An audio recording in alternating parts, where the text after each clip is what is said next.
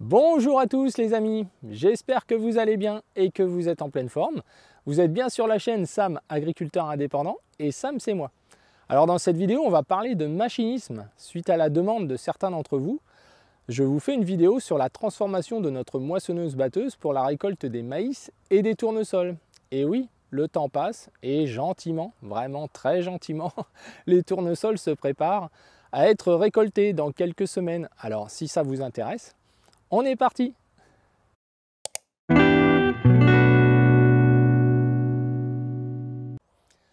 Alors si nous concernant tout travail du sol est terminé, comme je vous l'ai déjà expliqué, on est plutôt dans l'observation de nos cultures. Ici derrière moi, vous avez un colza, on y reviendra prochainement dans une vidéo de tour de plaine. Mais les tournesols, eux, sont en train gentiment de tourner, même s'ils ne tournent pas très vite ici. Sur l'autre site, j'ai regardé les têtes et même si l'aspect de la plante semble pas mûr, les têtes, elles, sembleraient s'en approcher. Alors on va dire que dans une dizaine de jours, on va envisager de récolter les tournesols.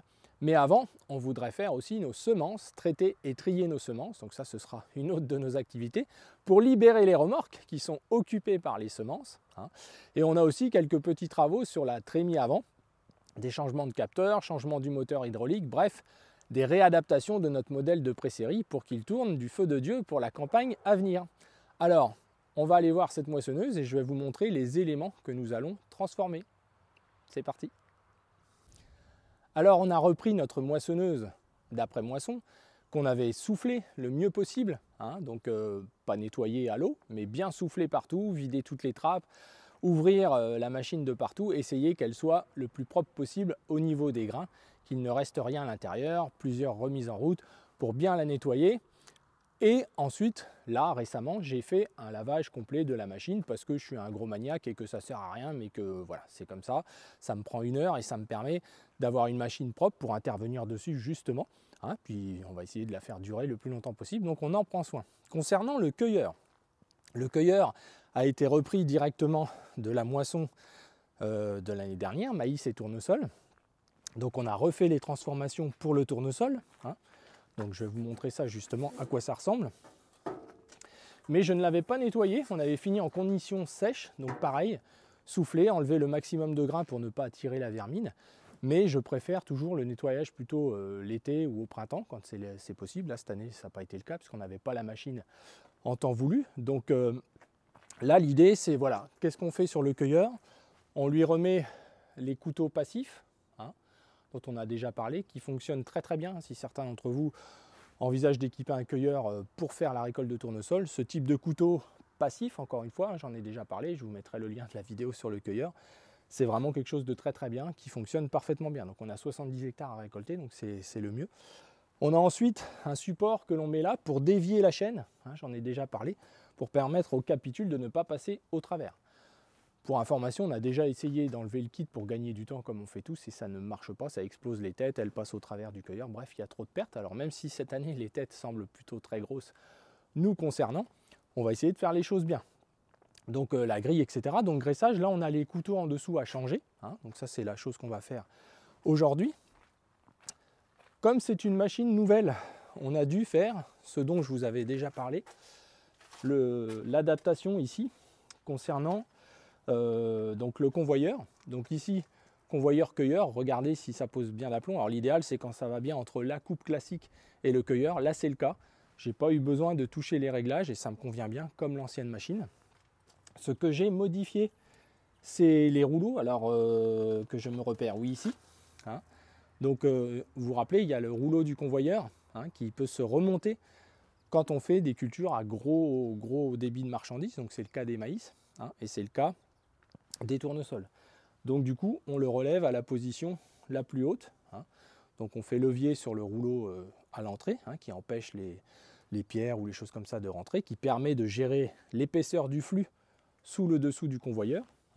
Donc ça se règle en 5 minutes, ça se passe plutôt bien. Maintenant, je vais vous montrer à l'intérieur ce qu'on va transformer. Alors j'ouvre les capots et qu'est-ce qu'on va modifier? On va modifier les contrebatteurs. Donc en fait, on va passer à 100% en contrebatteur gros fil, c'est-à-dire en contrebatteur à maïs. Donc l'ensemble des 6 corbeilles vont être passées en gros fil pour justement que les grains de tournesol et de maïs passe facilement au travers. Donc il y a réadapté l'arrivée, là, le petit entonnoir qui permet d'englober la marchandise, on va dire. Et puis ensuite, on a changé l'ensemble des contrebatteurs. Alors en sachant que cette année en céréales, on avait déjà 4 contrebatteurs qui étaient déjà mis en maïs, hein, si vous vous rappelez. Donc finalement, on n'a eu qu'à changer les 2 premiers. Donc ça, c'est plutôt cool.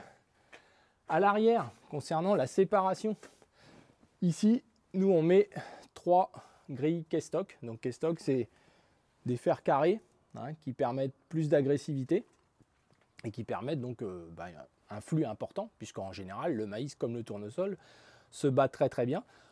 On en parlera lors du battage, mais moi j'essaye de brosser, hein, tout simplement les épis. J'ai les épis sur l'axial qui ressortent presque en entier. Pareil pour les capitules, on essaye de brosser et pas d'écraser la capitule qui éventuellement sera gorgée d'eau, puisqu'on a eu 18 mm. Donc si ça venait à revenir, et a priori c'est annoncé, on peut avoir des conditions de récolte humides. Et donc si on veut un grain sec, il faut éviter d'ajouter à tout ça de la purée, hein, et de l'eau. Vous connaissez ça. J'espère qu'il ne pleuvra pas de trop. Concernant ici les cornières de réglage, si vous vous rappelez, on a des cornières sur ce rotor pour faire évoluer plus ou moins le nombre de tours, de 5 tours à 9 tours à l'intérieur du rotor. Il est conseillé normalement de les mettre au nombre de tours le plus important, donc 9 tours. Honnêtement, moi je le fais jamais. Voilà. Et j'ai toujours très bien abattu les maïs, les tournesols, bon ça c'est différent, les tournesols on pourrait presque les laisser normales. Donc voilà, donc moi j'y touche pas. Pourquoi? Parce que déjà d'une c'est super fastidieux et que je pense que ça sert pas à grand chose. Ce qui compte, ça c'est les canons pour les tournesols.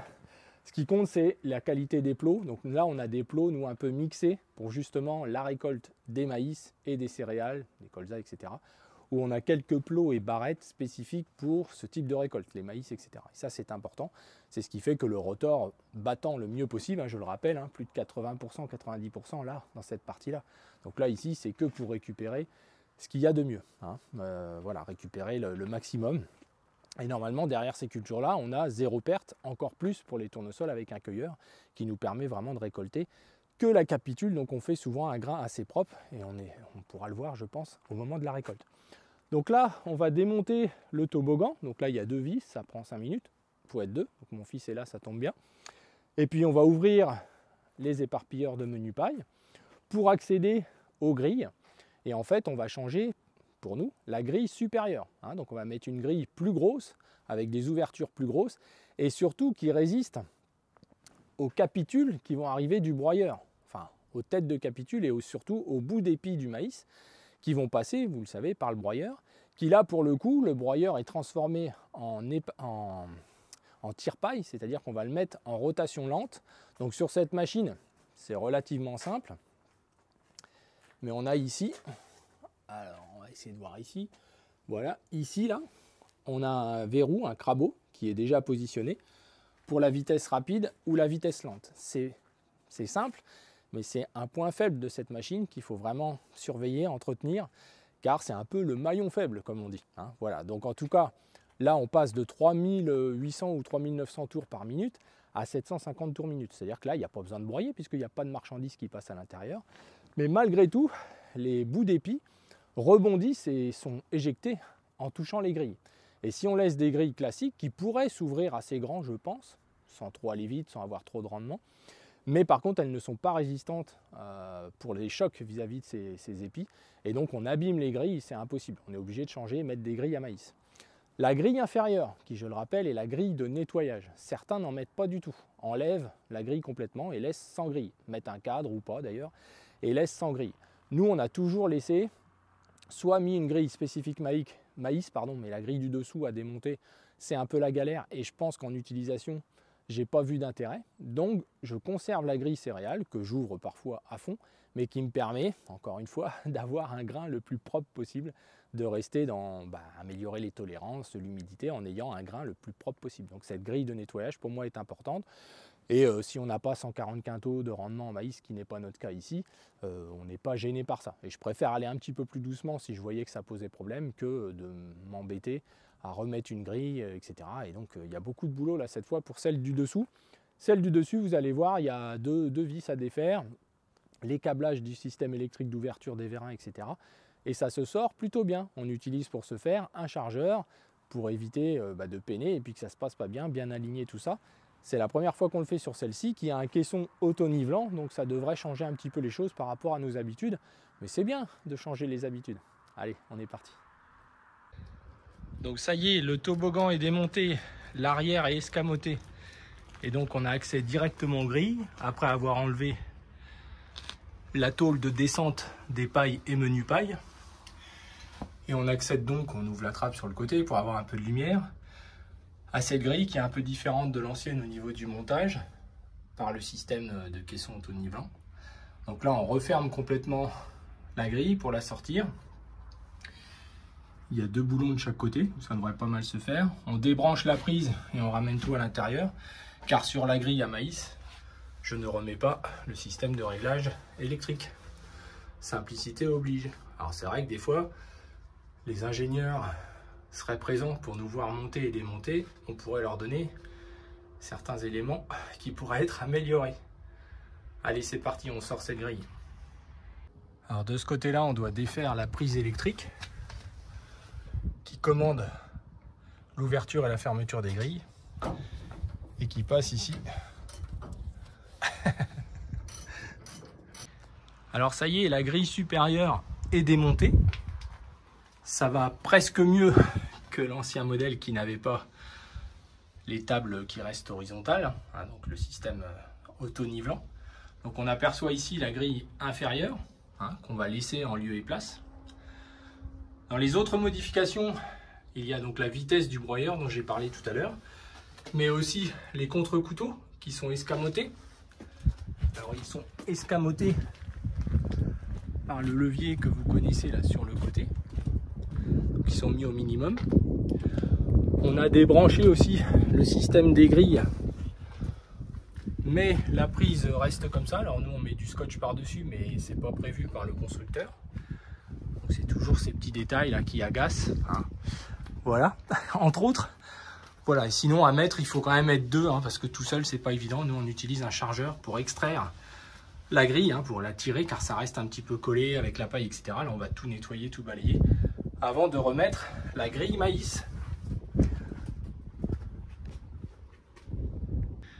Alors ça y est, avec l'aide du chargeur, on a mis la grille à maïs dans la machine en la faisant glisser sur le rail qui reste solidaire, donc qui ne bouge pas, contrairement à avant. La grille est retenue par ces 2 boulons de chaque côté, avec un collet carré en dessous, ça c'est plutôt malin. Avant, il fallait soulever la grille avec un pied de biche, essayer d'enfiler un boulon par le dessous, enfin c'était le vrai enfer, pour tomber pile poil en face, etc., etc. Alors là, il y a du progrès, mais ce serait trop simple si tout allait bien. Alors, vous voyez que la grille à maïs est renforcée sur l'arrière, c'est la différence avec une grille classique, et que les trous sont beaucoup plus hauts pour plus d'aération et laisser passer la quantité de grains plus importante que pour une céréale classique. C'est valable pour le tournesol. Mais là, ici, il y a une cale qui vient s'appuyer sur la grille, comme ça. Eh bien, je vous le donne en mille. Les boulons se mettent derrière cette bavette là, pour placer un boulon à tête carrée comme ça. C'est vachement intelligent, hein, alors qu'il aurait fallu tout simplement faire un filetage de ce côté là, et avec une seule mimine on aurait vissé comme ça. Peut-être trop simple, croyez pas? Voilà, donc normalement après tout ça, l'ensemble des transformations de la machine sont effectuées. Il restera un petit graissage et une petite préparation finale avant peut-être d'attaquer dans une dizaine de jours les tournesols après les passages pluvieux annoncés, qui me rassurent pas, mais bon, c'est comme ça. Alors on arrive à la conclusion de cette vidéo, hein, qui se voulait très simple, juste illustrer les changements qu'il y a à faire sur une machine de ce type-là, donc une machine rouge. Je vous mettrai en lien dans la description la vidéo que nous avions fait sur le cueilleur, hein, le cueilleur à maïs, en expliquant les principes techniques, mais aussi les particularités du modèle que nous avons, hein, puisque certains m'ont posé beaucoup de questions sur ces sujets. Et comme je pense que c'est la période, beaucoup d'entre vous ont déjà démarré les récoltes de tournesol, hein, pour certains déjà depuis plus d'une quinzaine de jours. Alors nous, vous voyez que sur ce site-là, en tout cas, Ils ont un aspect encore assez vert, même si les capitules commencent quand même à s'approcher de la maturité. Sur l'autre site, j'ai pu voir que les alternances pluie-soleil ont eu un rôle quand même de bien jouer sur la dessiccation. Alors on a de la pluie qui est annoncée pour demain, donc ça ne va pas être négatif, c'est jamais négatif. Notamment pour les colzas du deuxième site qui sont que en train de rayonner. Hein, donc voilà, c'est quel écart hein, en quelques jours, hein, 10-12 jours d'écart, et ça a été vraiment très important sur la vitesse hein, de levée des colzas, sur des zones où il n'y avait pas eu de pluie par rapport à d'autres. Bref, c'est l'année qui veut ça, une année assez orageuse, ne nous plaignons pas. Nous avons de l'eau et sans trop d'excès, même si on a eu un orage, vous le verrez sur le site là-bas, de 25 mm sur les parcelles où nous avons semé les colzas et roulé. Donc ce sera intéressant d'aller y regarder. D'ailleurs, ce sera le thème de la prochaine vidéo.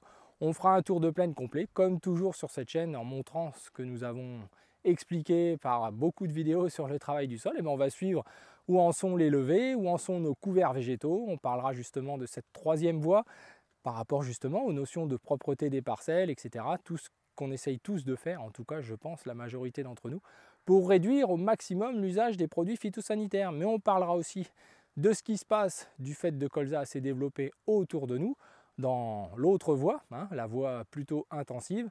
Et je pense que comme toujours, on essaiera de donner quelques éléments de réflexion, en tout cas. Alors je vous dis à bientôt les amis, je vous remercie encore, n'hésitez pas à partager cette petite vidéo si elle vous a intéressé. Et puis passez tous une belle fin de semaine. À bientôt.